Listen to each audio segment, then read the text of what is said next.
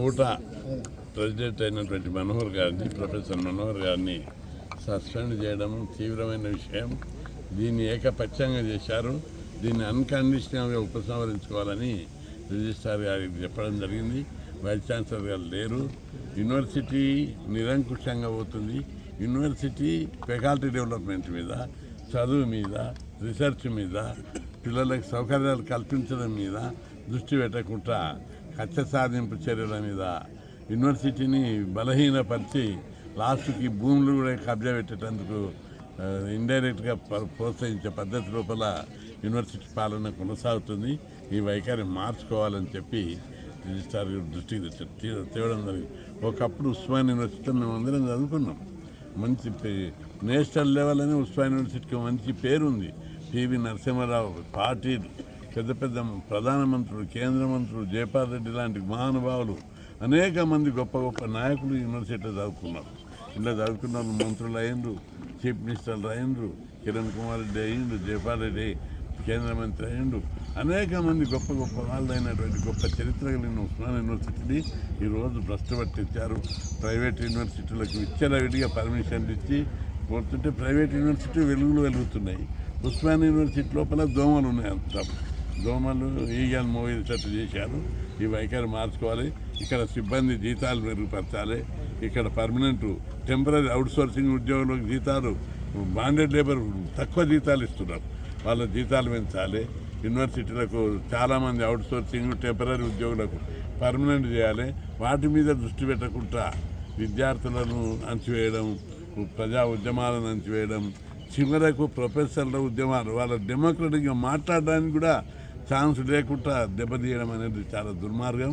ఈ విషయం లోపల యూనివర్సిటీ తమ వైఖరిని మార్చుకోవాలని, వాళ్ళు ఇక్కడ ఫెకల్టీ ఎట్లా డెవలప్ చేయాలి, ప్రొఫెసర్లను ఎట్లా, రీసెర్చ్ ఎట్లా డెవలప్ చేయాలి, కొత్త కోర్సులు. ఈరోజు ఈ ఆర్టిఫిషియల్ ఇంటెలిజెన్స్ వచ్చింది. కంప్యూటర్ లోపల రోజు రోజుకు చాలా మార్పు వస్తుంది. అప్డేట్ యూనివర్సిటీ చేసి విద్యా ప్రమాణాలు పెంచవలసినటువంటి అవసరం ఉంది. ఇప్పుడు ప్రైవేటు యూనివర్సిటీలు, ప్రైవేట్ కాలేజీలు ఉన్న స్టాండర్డ్ కూడా ఒక సిబిఐటి ఉంది. నువ్వు ఉస్మానియాలో చదువుతావా, సిబిఐటికి పోతావా? నువ్వు ఇంజనీరింగ్ మెరిట్ స్టూడెంట్ని అడిగితే నేను సిబిఐకి పోతా, వాసవికి పోతా అంటారు తప్ప నువ్వు ఉస్మానియాలో చదువుతా అంటలేరు.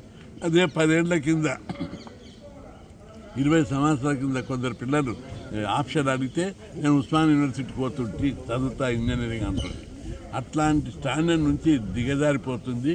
యూనివర్సిటీని ఎడ్యుకేషన్ స్టాండర్డ్ పెంచాలి. ఫెకల్టీని ఫుల్ స్కేల్గా, ప్రొఫెసర్లు లేరు, అసోసియేట్ ప్రొఫెసర్లు లేరు, అసిస్టెంట్ ప్రొఫెసర్లు లేరు. Teaching faculty బలహీనమైపోయింది.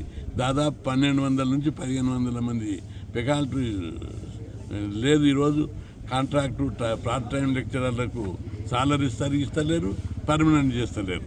వీళ్ళందరినీ రెగ్యులరైజ్ చేయవలసిన అవసరం ఉంది. అనుభవం ఉంది, మంచిగా టీచింగ్ చేస్తారు. యూనివర్సిటీలో కొన్ని వందల మంది ఐఏఎస్లు అయ్యారు, ఐపీఎస్లు అయ్యారు. ఇప్పుడు పేరుగాంచినటువంటి ఒక యూనివర్సిటీ, హిస్టారికల్ యూనివర్సిటీ ఈరోజు మసకవారడం మేము చూస్తూ పేచకపత వహించాం. వీళ్ళందరూ వీసి వారి పరిపాలకులు అందరూ కూడా యూనివర్సిటీలో తమ వైఖరి మార్చుకోవాలి. మార్చుకోకపోతే మాత్రం కేంద్ర ప్రభుత్వానికి ఫిర్యాదు చేసి దీని మీద తగు చర్యలు తీసుకుంటాం. ముఖ్యమంత్రి దృష్టికి కూడా తీసుకొస్తాం. ముఖ్యమంత్రి ఉస్మాన్ యూనివర్సిటీకి వచ్చి 1000 కోట్లు అనౌన్స్ చేసి ఉస్మాన్ యూనివర్సిటీని చాలా డెవలప్ చేయాలనేటువంటి ఉత్సాహాన్ని, కుతూహలాన్ని చూపెట్టాడు. ఆయనకు తగ్గట్టు వీళ్ళు అట్లా చూస్తలేరు.